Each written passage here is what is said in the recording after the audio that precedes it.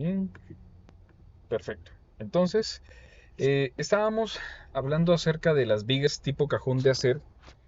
Pues básicamente estas lo que buscan, creo que es bastante obvio poder percibir que cuando nosotros aumentamos la sección de los elementos principales que van a estar sometidos a la flexión de todo el puente, nosotros podemos encontrar que ante secciones más grandes, más peraltadas, digamos en este caso, pues obviamente de las principales características que empiezan a recibir una mejora en el comportamiento son las vigas, y estas pues logran alcanzar y generar una rigidez importante. Entonces, rigidez, inercia, especialmente el módulo de sección, se ve directamente afectado hacia mejor, es decir, que aumenta, con lo cual pues obviamente se logra empatar láminas. Permítanme, vamos a colocar acá el puntero. Se llegan a colocar láminas considerablemente gruesas en la parte inferior, y pues obviamente el hecho de tener dos paredes en este sentido pues bastante peraltadas, incluso con este ángulo que se logra observar acá, que es de hecho para garantizar la estabilidad de las vigas, logramos conseguir un muy buen comportamiento. Ahora bien, el detalle es de que si nosotros tenemos secciones tan grandes, tan esbeltas, digamos, pues obviamente, si se dan cuenta, esto compara, ojo que esto que ustedes logran ver aquí no es el espesor como tal, sino que el espesor, hablamos de que estos espesores andan alrededor de, imagínense, una pulgada, ¿sí? Y este peralte, más o menos, anda alrededor de, ¿qué les digo yo? 1,80 m, 2 metros, etcétera, etcétera. Entonces, si digamos que una pulgada es 2,54 centímetros, y en este sentido tenemos aproximadamente 200 centímetros, si pues 2 metros, pues obviamente esa relación de 1 a 100 es algo que nos indica tenemos una esbeltez bastante considerable para las piezas que tenemos acá. Entonces, precisamente por esa esbeltez de las placas que tratan de conectar estos elementos, se tiende a ubicar algunas piezas que causan o generan esta como rigidez que ustedes pueden ver acá. Estos se les llaman diafragmas, que ya los vamos a ir viendo más adelante. Entonces, ya para finalizar esta parte de las vigas tipo cajón, nosotros lo que debemos de realizar es poder ubicar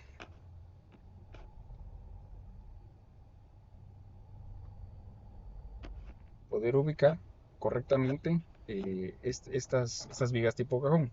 También hay algunos puentes que se acostumbran a trabajar y a unificar completamente lo que serían los cajones, para de alguna manera garantizar que aquí vamos a estar consiguiendo una inercia muchísimo mayor.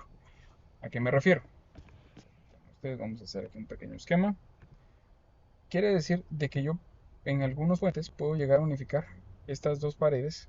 Perdonar ahí la línea algo torcida, pero el punto es de que yo puedo llegar a marcar acá básicamente todo lo que corresponde a hacer un gran cajón, que pues estaría siendo como un envolvente de estos dos individuales que se ven acá.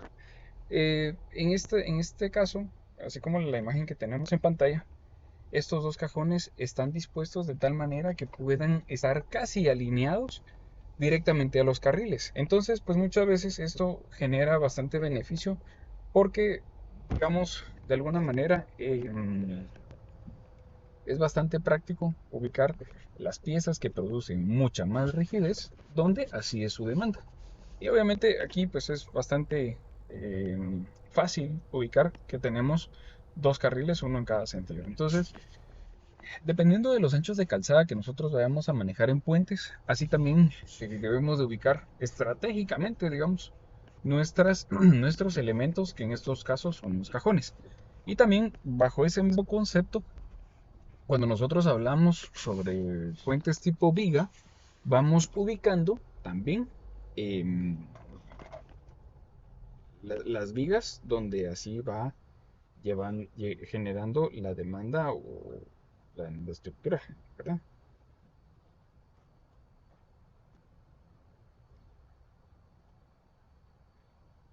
Entonces, en esta ocasión, nosotros vamos a manejar y aprovechar bueno, el relativo bajo peso de las piezas de metal comparadas contra los elementos de concreto. Y pues nos genera, especialmente para puentes considerablemente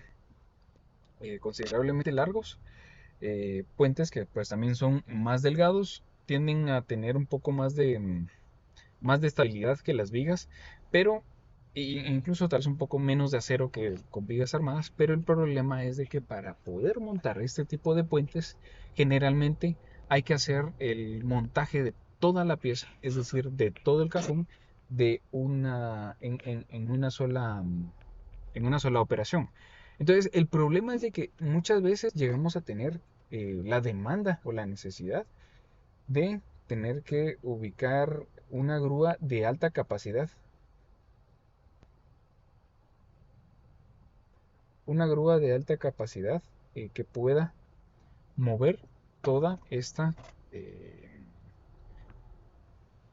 todo este elemento de considerable peso y tamaño. Y pues obviamente ya después de ello, al momento de que se esté trabajando lo que sería la fundición, pues ya vamos a tener nosotros una mejor, pues ya vamos a tener las piezas que deben de resistir a la compresión. Se recordarán del concepto básico de las vigas a flexión.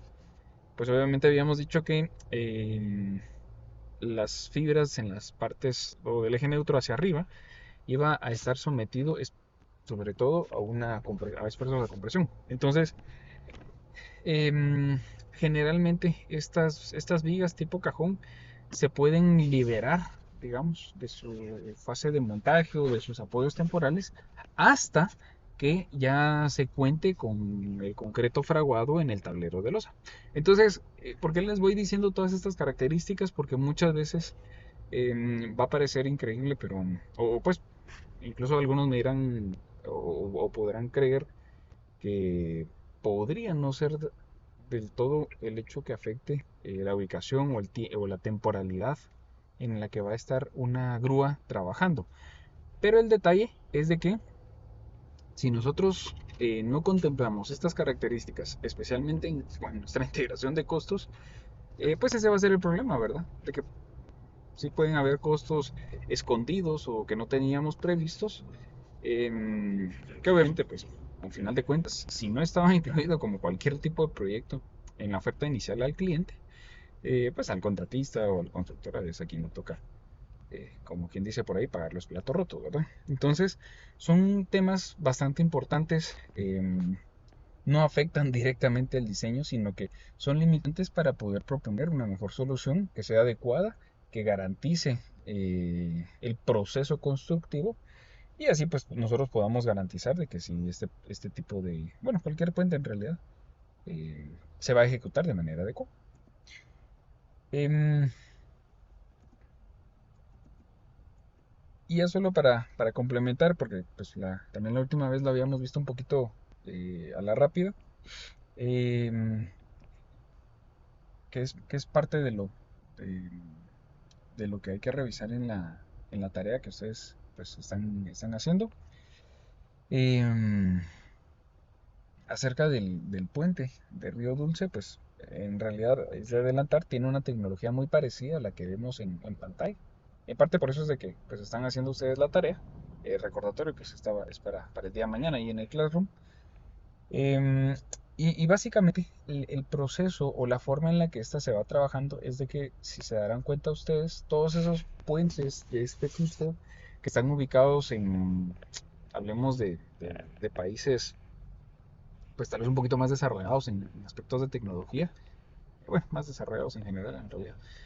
El detalle es de que normalmente, si ustedes se han dado cuenta, yo muchas veces les hago hincapié en que la formaleta, toda esta estructura temporal que va a sostener durante el proceso de fundición, pues muchas veces tiene limitantes. O bien se puede realizar, pero solo en obra falsa.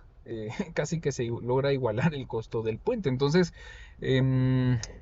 muchas veces son costos que obviamente en la inauguración del puente esa obra falsa no se ve. Muchas veces pues ya cuando se retira, se daña, etcétera, etcétera. O sea, puede pasar cualquier cosa con la obra falsa, pero lo que no va a pasar es de que esa obra falsa no va a estar presente durante el proceso de la inauguración, por ejemplo. Entonces, ¿a qué es a lo que voy? De que cuando nosotros tenemos puentes que empiezan a demandar obras falsas, que son muy grandes, muy robustas, pues así empieza a volverse el tema del costo también, ¿verdad? Y como les repito, pues no es algo que vaya a ser perdurable ahí en la obra como tal, ¿verdad? Entonces, ¿cuál es la ventaja de utilizar estas vigas tipo cajón de concreto que pues van siendo preesforzadas? El detalle es de que normalmente se fabrican directamente los segmentos de cajón. Entonces ya con estos segmentos de cajón se van trasladando a través de un carrito que es como un montacargas, pero básicamente con la forma de un carrito que se desliza sobre la parte entre estos dos eh, barandales o barandas que tenemos a los laterales. Se va deslizando y va transportando todo este carrito. Básicamente ese carrito lo que hace es de que trata de desplazar los bloques para que cuando ya se llegue al punto donde, bueno, muy semejante a estar armando Legos, donde toca ya colocar la pieza siguiente, eh, la- como es un elemento horizontal, entonces lo que se hace es de que se va tensando ya directamente con cables, ¿verdad? Entonces, la ventaja, digamos, de estos sistemas constructivos es de que muchas veces, como el carrito que les digo que es el que transporta las piezas, es decir, imagínense que este bloque que les estoy señalando acá con el cursor, llegara a tener, por ejemplo, 5 metros de largo, ¿sí? El puente tiene, ¿qué les digo yo? Por ejemplo, 500 metros de largo, o sea, así de largo son, ¿verdad? Entonces, pues obviamente con 100 bloques de estos que tenemos acá en pantalla, vamos a lograr cubrir la longitud de ese puente. Pero el problema se daría en que si nosotros pues si nosotros llegamos a tener la necesidad de ubicar una obra falsa de esa magnitud, de esa longitud, y pues generalmente estos puentes están ubicados a alturas considerables. Les digo incluso ahí, me atrevo a asegurar incluso que la obra falsa va a ser más cara incluso que el puente, ¿verdad? Y como les digo, pues es algo que no va a estar durante ya la fase de servicio de esta estructura. Entonces, em, por ello es de que se ideó una tecnología que no requiriera de obra falsa. Se prefabrican los bloques que son los de esta, con esta forma. Voy a conseguirles un par de videos en YouTube y se los voy colgando ahí al Classroom para que puedan ir viendo el proceso constructivo. Pues es una descripción la que les acabo de tratar de dar, pero obviamente pues siempre va a ser un poquito más práctico visualizarlo ahí con los diferentes, con algún video, que mejor, ¿verdad?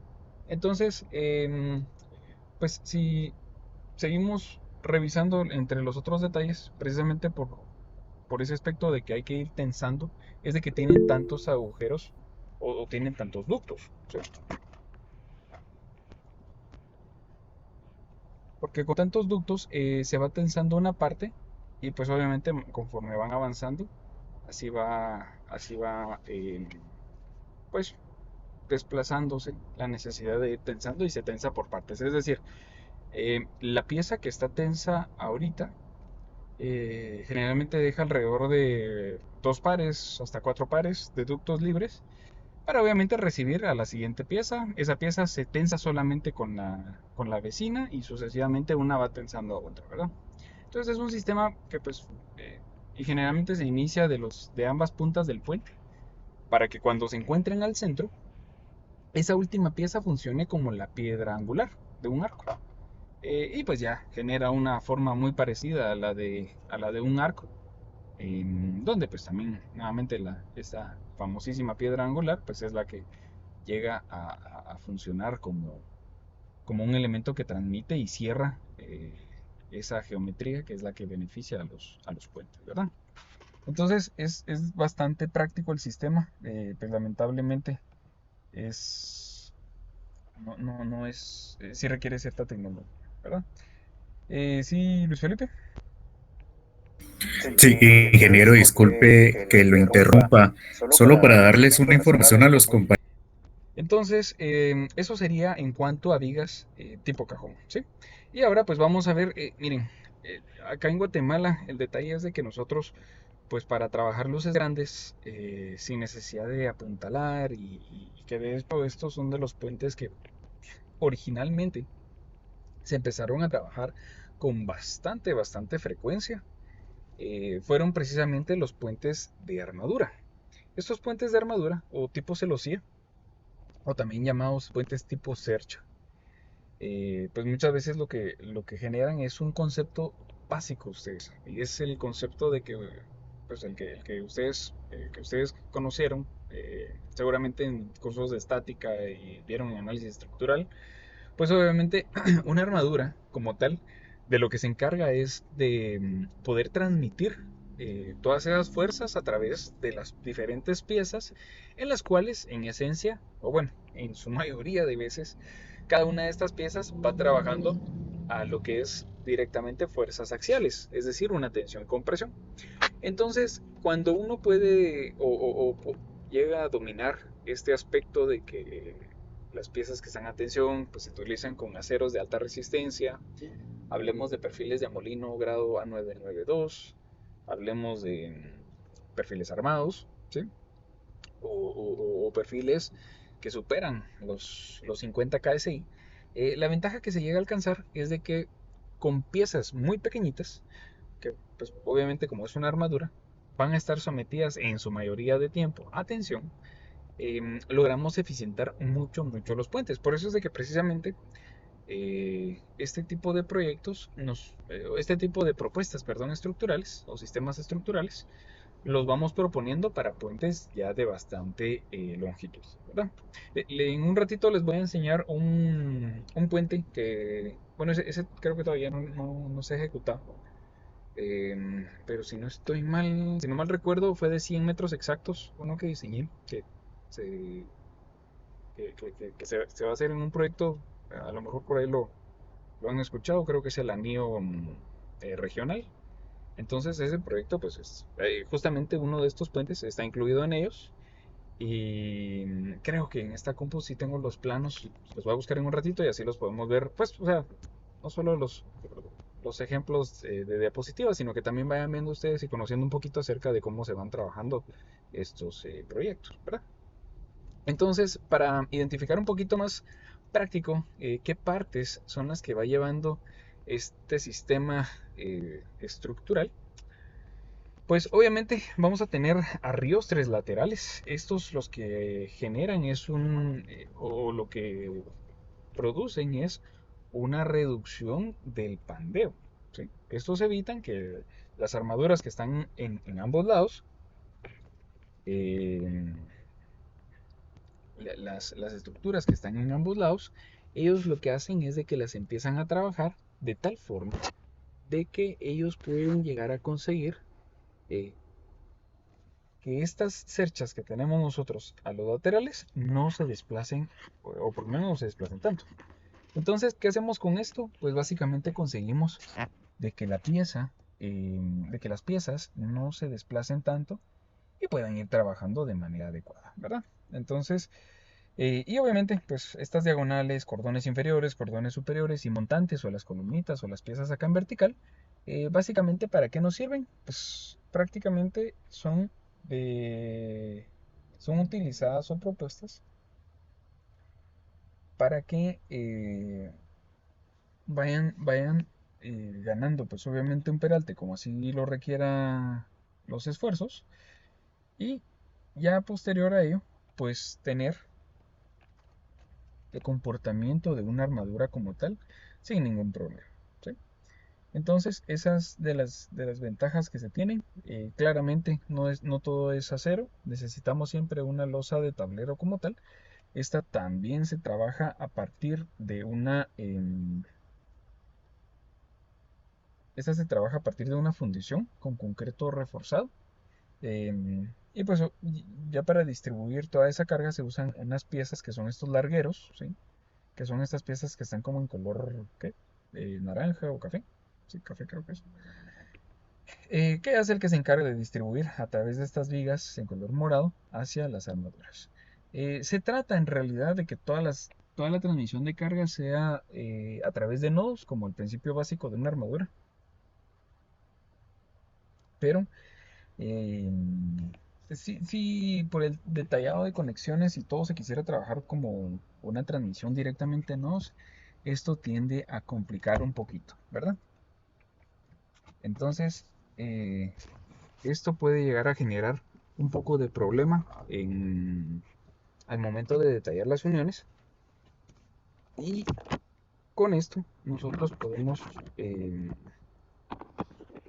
pues utilizar algunas placas que van a ser distribuidas a través de pernos. Anteriormente se utilizaban sobre todo remaches. Estos remaches pues han dejado de ser aplicados hoy en día, precisamente porque cuando se trata de dar mantenimiento a estas piezas, em, perdón, se trata de dar mantenimiento a estas piezas, pues llega a ser bastante complicado, ¿verdad? Em, Como estructuras de los 80s para atrás, generalmente se va trabajando a través de remaches. Hoy en día, pues casi ya solamente utilizamos lo que es tornillería, ¿sí? Eso sería en cuanto a los puentes de armadura. Yo creo que ver un ejemplo va a ser de muchísimo más provecho para, para poder verlo ya en casos reales y que se han ido aplicando pues ya en diferentes obras. Y la forma de análisis, pues obviamente al momento de que nosotros sometemos todas las piezas superiores a fuerzas específicamente a compresión, pues van desarrollando su capacidad. Permítame ustedes.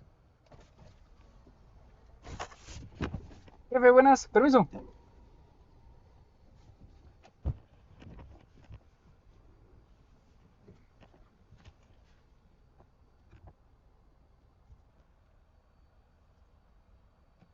Bien, entonces, como les iba diciendo, pues ya al momento de que nosotros tenemos una propuesta muy parecida a la de una armadura, porque no es 100% armadura como tal, siempre tiene alguna ligera variación por ahí. Pero básicamente lo que se consigue es de que las piezas, pues que van a estar en parte superior, empiezan a comprimirse. Aquí nosotros tenemos un ejemplo claro de cómo van esos arreostres que controlan, pues recordemos que estas son piezas bastante altas. Entonces, si no hubiera algún elemento que pudiera conectar estas piezas considerablemente altas, la complicación que nosotros llegamos a tener es de que pues pueden llegar a pandear, ¿verdad?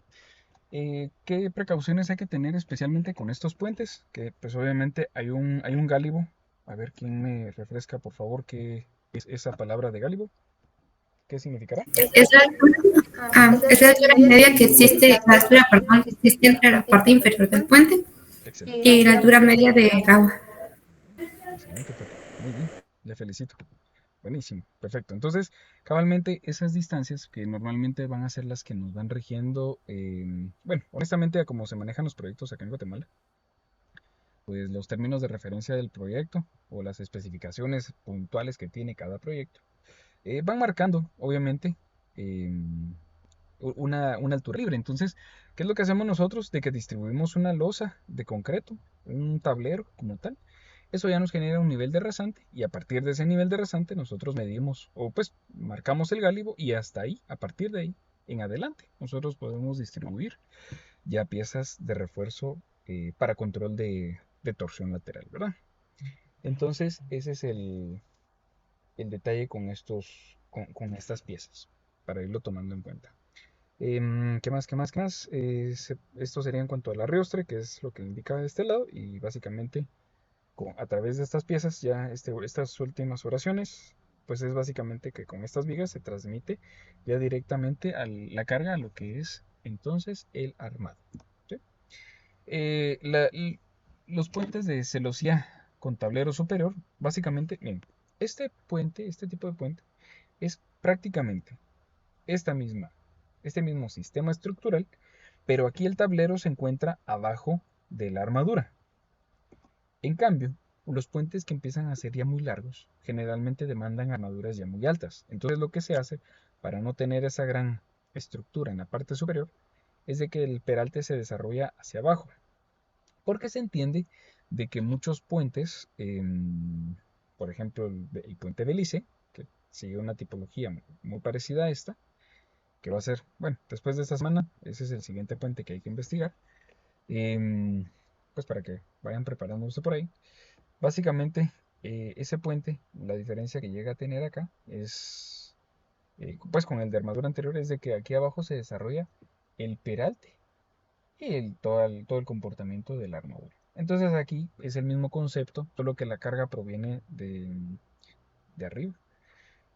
Pero el concepto se parece bastante, ¿verdad? Entonces tenemos toda la cercha en la parte inferior y el tablero en la parte superior, ¿verdad? Em, Generalmente, en esto es importante, se dispone de este tipo de configuraciones cuando generalmente no se encuentra restringida la altura libre por debajo del puente, ¿verdad? Entonces, como les decía, pues nuevamente imagínense el puente de Belice, qué diferencia de altura puede llegar a tener respecto al nivel de suelo, ¿verdad? Y que pues toda la topografía aquí, especialmente acá en Guatemala, pues va generando cierta variación que marca, por lo menos para mantener ciertos niveles de rasante, llega a demandar pues bastante altura. ¿Sí? La cercha, pero con el tablero inferior, este es muy parecido al primero que veíamos, ¿sí? Pero esto ya es con nombre y apellido. Hay diferentes tipos de cerchas, hay cerchas como estas que son detalles bastante limpios, que a mi parecer son bastante buenos, muy buenos. Es bastante complicado conseguir esto a nivel de fabricación en estructuras de acero. Entonces, esto es bastante atractivo, la verdad. Es complicado verlos acá, en Guatemala. Solo pagar ese nivel de acabado es ya bastante trabajo. Em, para seguir, si ustedes se recuerdan en la presentación pasada, había un puente en Estados Unidos de que mencionaba que pues, el arco llega a tener la misma forma que el arco que se produce en el diagrama de momentos. Entonces, ¿qué es lo que sucede en ese caso? Que pues obviamente tenemos puentes tipo arco. Los puentes tipo arco básicamente van siendo apoyados en sus extremos, solamente aquí donde, permítanme, no se ve el puntero, aquí está. Básicamente solo se apoyan en estos extremos del arco y el arco se utiliza para distribuir exactamente las cargas a esas bases. Son bastante comunes, de hecho en la costa sur hay un par de estos. En, bueno, también en Ciudad Capital hay un par, ¿verdad? Y básicamente lo que hacen es de que a través de la carga distribuida que surge en estos puntos, debido a la carga vehicular, la transmiten con el arco, ¿verdad? Manteniendo siempre, miren ustedes que incluso hasta hoy en día se sigue aplicando la tecnología de los romanos, tal vez no exactamente como ellos lo hacían, pero ese gran legado que nos dejaron de la geometría se sigue utilizando. Miren ustedes, ya han llegado a construirse puentes tipo arco perdón, de hasta 300 metros, ¿sí? De longitud. Entonces, ¿a qué es a lo que voy? Generalmente, nuestra línea de rasante va a tener que conectar dos puntos distantes, ¿sí? O sea, al final ese es el objetivo de un puente. Y muchas veces, en las partes inferiores tenemos quebradas, pasos de río, pasos a desnivel, etcétera, etcétera. Que, bueno, o si ustedes han circulado, por ejemplo, veamos, ¿qué carreteras? Eh, de Ciudad Capital hacia Occidente se encuentra bastante. Hay varias bóvedas, es que le llaman. De hecho, hay en varios lados, en muchas carreteras del país. Se utiliza una lámina especial galvanizada que forma el arco como tal. Solo que es un arco que tiende a tener una forma no tan parabólica como esta, sino que tiene unos salientes en estos extremos. Pero el concepto de transmisión de cargas es el mismo. Em, esos son, estos puentes tipo bóveda son bastante adecuados para economizar hasta cierto punto. Pues en general los costos del proyecto bastante buenos. Pero regresando a lo que son los puentes tipo arco, perdón ustedes, estos pueden estar conformados ya sea bien por vigas de concreto, como al final de cuentas media vez aquí exista más o menos como la piedra angular de lo que hablábamos. El resto de transmisión de cargas va casi en sentido a compresión. Entonces, esta tipología de puentes es excelentísima, excelente, excelente. De hecho, es tal vez de las más eficientes cuando ustedes están trabajando sobre mantos rocosos. En esta foto se puede ver un viaducto aquí en Caracas, La Guaria, en Venezuela. Pero entiendo yo, no, la verdad, no me consta, no conozco, pero entiendo yo que en esta parte se logra, está muy cercano a zonas mineras, entonces es de esperarse que la presencia de minerales, de rocas, mantos rocosos, etcétera, es bastante alta. Entonces, ¿qué pasa con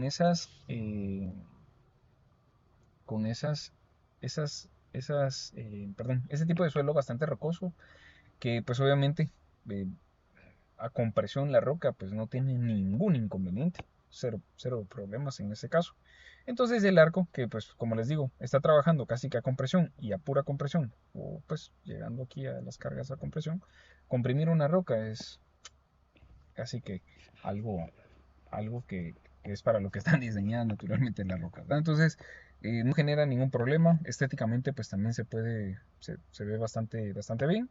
Es muy laborioso, si hablamos de concreto es muy laborioso el tema de la fundición, generalmente se va fundiendo por segmentos y conforme se funde en ambos extremos, pero conforme se va fundiendo en cada extremo, una grúa es la que tiene que ir sosteniendo la formaleta, porque muchas veces esa misma quebrada es la que eh, queda libre. El problema es de que si un apoyo temporal, una formaleta no está correctamente pues, sujeta, apoyada, valga la redundancia, el detalle es de que, y estamos hablando de una fundición, el margen para que se pueda desplazar es muy bajo, ¿verdad? Entonces, cuidado, mucho cuidado con eso.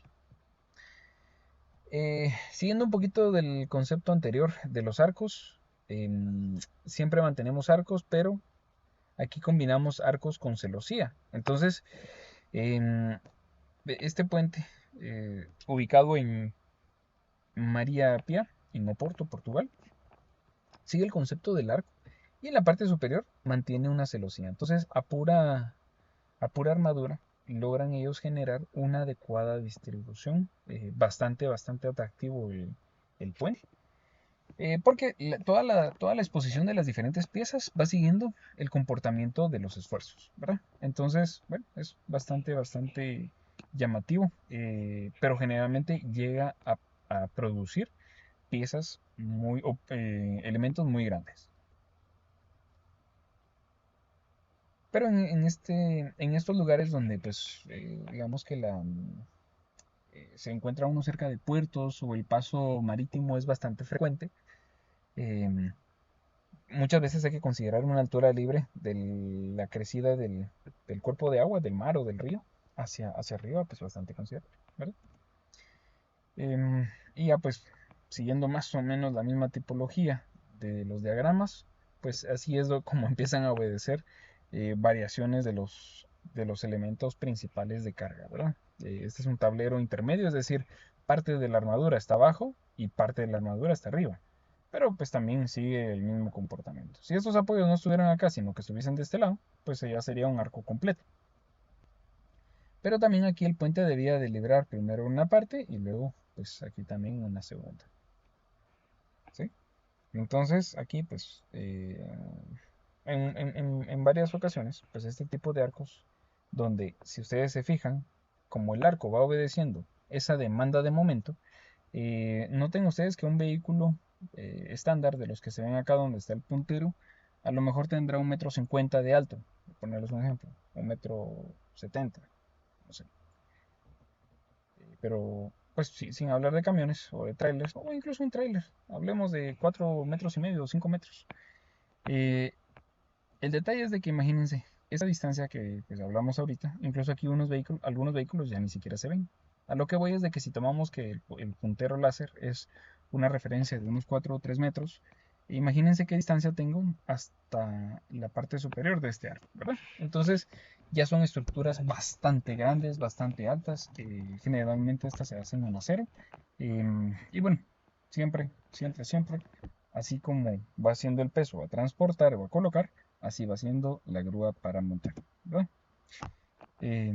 Ya nuevas tecnologías y variaciones que en mi forma de verlo son bastante atractivas. Arcos con tablero inferior.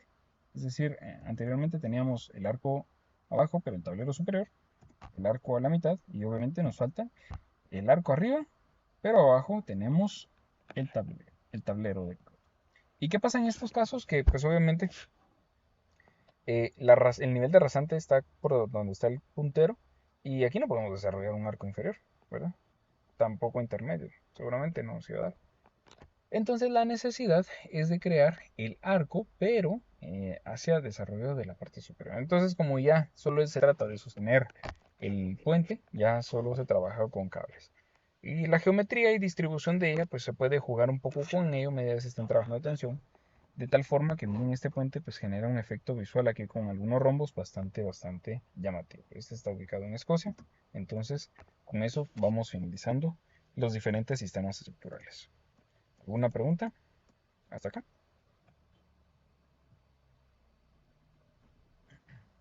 Todo bien, ingeniero. Muy bien, gracias.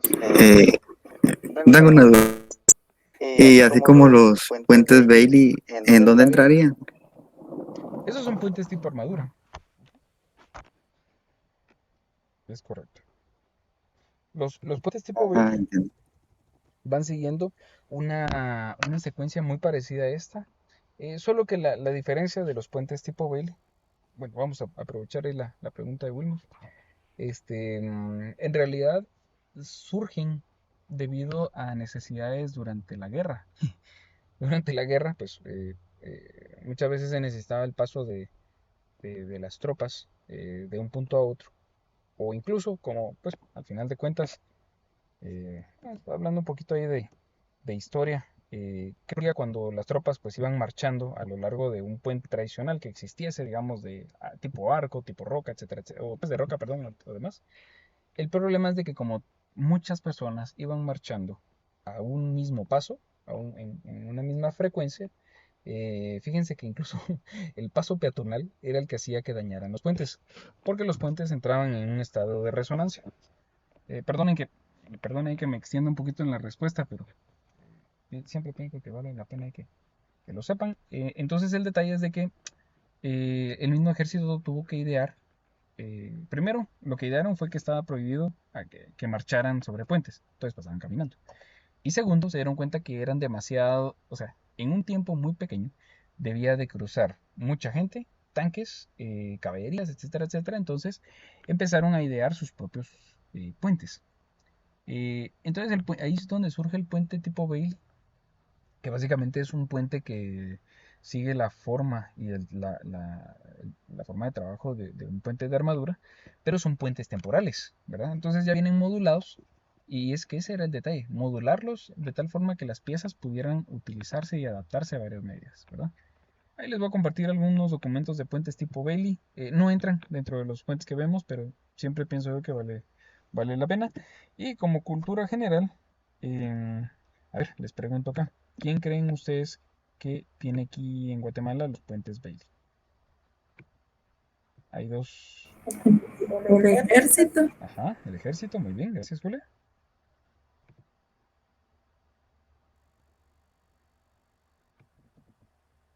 Perfecto. También Caminos tiene un par de puentes Bailey por ahí, ¿verdad? Perdón, no sé si alguien iba a mencionar algo.